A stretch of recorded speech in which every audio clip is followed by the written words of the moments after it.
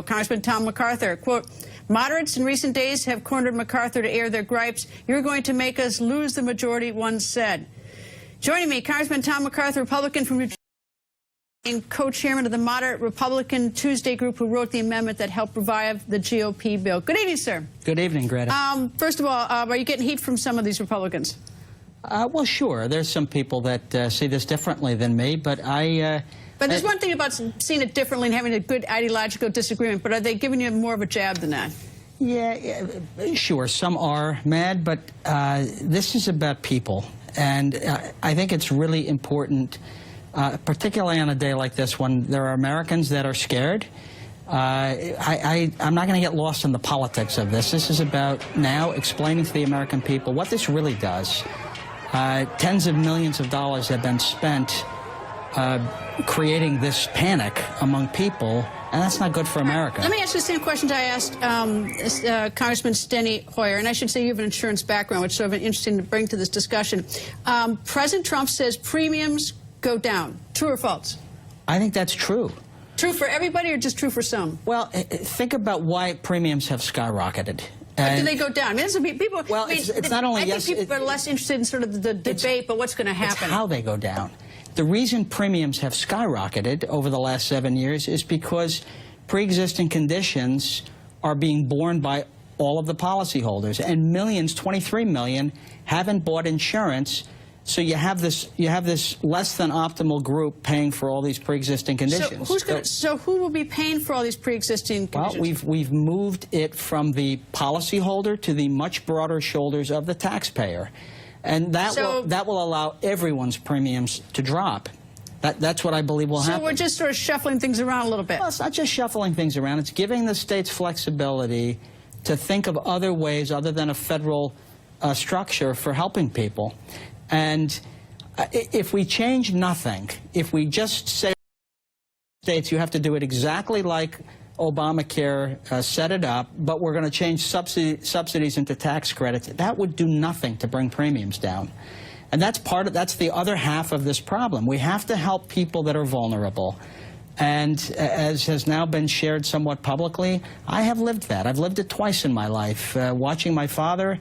My whole youth worked 3 jobs to pay off medical bills because he didn't have insurance when my mom died.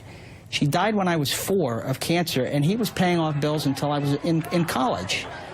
And then, you know, fast forward when I'm a young man, our first child was born with very severe medical conditions, and you know, on top of the emotional devastation of losing her at age 11, we had over $1 million of bills. Now, I had insurance, but not everything gets covered. I guess that's what sort of brings me to this. Is I'm a little distressed by the cheering, both sides, or the jeering stuff, as though this were a sporting game today. When these are, I hear your stories. These are realized. We shouldn't be sort of. We should be. This is the one area where we should at least be sitting down and talking more instead of having, I couldn't agree the more, Hatfields Greta. and the McCoys, the shirts and the skins on this. I spoke at the Rose Garden this afternoon, and I can tell you the feeling I had was one somewhat like that. For me, I know that there are millions of Americans who are scared, and I understand that. They're scared they're going to lose insurance, and I think it's unfortunate. It's not only complicated to discuss, but it's terribly harmful when tens of millions of dollars from special interests are being spent to whip up that fear. Well, both sides. It goes both. The Republicans do that, and both sides do this. And I think, you know, as I was watching today, and as I've watched all these 7 years ago, is I think as people sort of declare victory and take sides, because these are always done along party lines.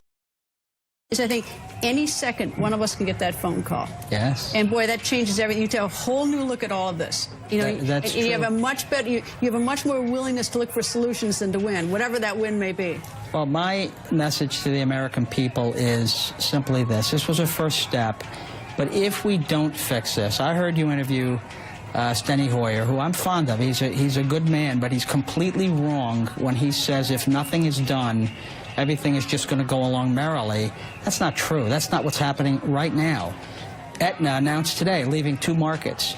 Iowa announced today that 94 of 99 counties now have no choices. No choices. You cannot buy insurance in those counties.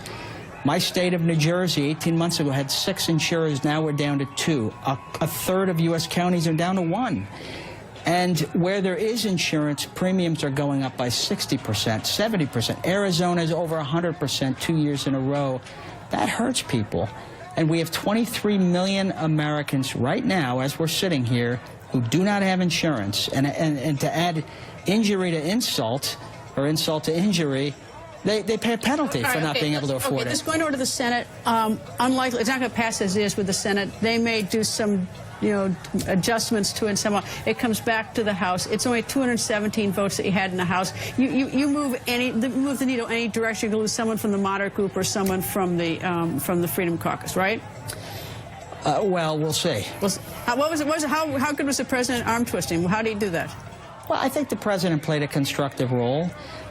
He was encouraging. I'm sure he did some arm twisting as well. But what's the worst thing said to you about this from the Republicans? What's the meanest thing said to you? I don't think I'll share it. Come on, tell me. You can. Family conversations stay family conversations with me. Because we heard this pretty rough on you. Well, look, it's not about me, and it's not about politics. This is about doing the right thing for the American people. I am new at this. I'm in my 2nd term. I didn't come here to decorate a chair. I came here to solve problems. All right. Well, I wish everybody in Congress would take a walk through a big city hospital tonight, and I bet everyone would be more willing to, whatever the solution is, to work together on it. Just take, or any hospital for that matter. I agree with that. You go through an ICU, and you want to talk. You don't want to fight. But anyway, Congressman, thank you. We'll see what happens, and good luck, sir. Okay, thanks. So what do Senate Republicans really think about this hot potato that just got sent over from the House? Senate Republican statement.